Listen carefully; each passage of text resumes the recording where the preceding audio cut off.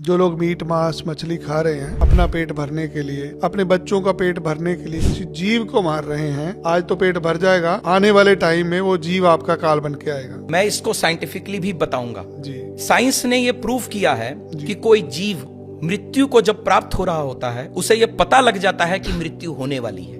मैं किसकी बात कर रहा हूं? जिनको काटा जाता है। जी। उनके आंखों से अश्रु बह रहे हैं। सोच के देखिए उस जीव के अंतर आत्मा की आवाज क्या कहने की कोशिश कर रही होगी। और जब वो आंसू बहा रहे होते हैं उस वक्त जो सिचुएशन होगी उस जीव की अंतरात्मा की आवाज से जो ईश्वर तक पहुंचेगी, उसका रिजल्ट क्या मिलेगा? इतना भयंकर उसका रिजल्ट नीचे आएगा, वापस उसका पार नहीं पा सकते। इसीलिए उसके कष्ट आगे भागेंगे, आगे जन्मों जन्मांतर तक खत्म नहीं होने वाले।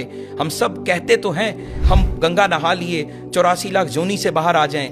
मैं नहीं मानता कि ऐसा हो पाएगा अगर इन कर्मों के साथ हम कनेक्ट हुए। क्योंकि एक और चीज इसके साथ बहुत इंपॉर्टेंट मैं बोलना चाहूंगा। मैंने ये लोगों से सुना है, पढ़ा भी है, और बहुत बार आजकल के YouTube वीडियोस वगैरह में भी इंफॉर्मेशन फ्लो कर रही है कि जो लोग नॉन वेजिटेरियन फूड की तरफ बहुत ज्यादा अग्रसर हैं, धीमे धीमे उनमें एक साइकोसिस, एक फियर फैक्टर पनपता है। ये बहुत से लोग ये मानते हैं और ये साइंटिफिकली प्रूव्ड है। कोई बता सकता है ऐसा क्यों? इसके पीछे साइंस है। जिस वक्त वो जीव मृत्यु को प्राप्त हो रहा है वो डरा हुआ है।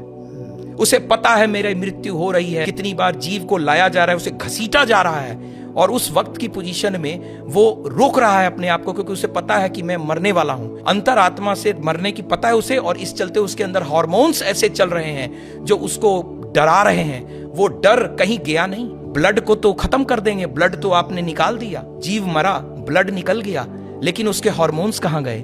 उसकी बॉडी में हैं। धीमे धीमे धीमे वो फियर हार्मोन्स ह्यूमन बॉडी में जाएंगे, उससे आप डरपोक होते हैं और आप उससे फियरफुल होंगे, फियरलेस नहीं होंगे। जितने धर्मार्थ लोग हैं वो फियरलेस रहते हैं और इस तरफ के लोग फियरफुल रहते हैं। फर्क समझ में आ रहा है? वो जीव का फियर आगे तक पर्कुलेट करेगा। इसीलिए बीमारी हो रही है, इसका मतलब बीमारी भी आ रही है। तभी तो कहा जाता है कि ये स्वाइन फ्लू आ गया तो आप नॉनवेज फूड छोड़ दीजिए, ये फ्लू आ गया तो वो छोड़ दीजिए। और ये हार्मोन फियर फैक्टर पर्कुलेट कर रहा है तो लोग फियरफुल होते चले जा रहे हैं, प्लस कर्म खराब हो रहे हैं। मैं बार बार कहूंगा, काल पुरुष की कुंडली को कोई एस्ट्रोलॉजर और कोई भी धरती पर रहने वाला जीव जो समझ रहा है वो उसे भूले ना। 10वां घर कर्म का, 11वां घर प्राप्ति का, दोनों शनि के प्रभाव में है। कर्म बुरे करोगे, प्राप्तियां बुरी करोगे। शनि देव की समय जब आएगा तो उनकी मार से बचना असंभव ही असंभव।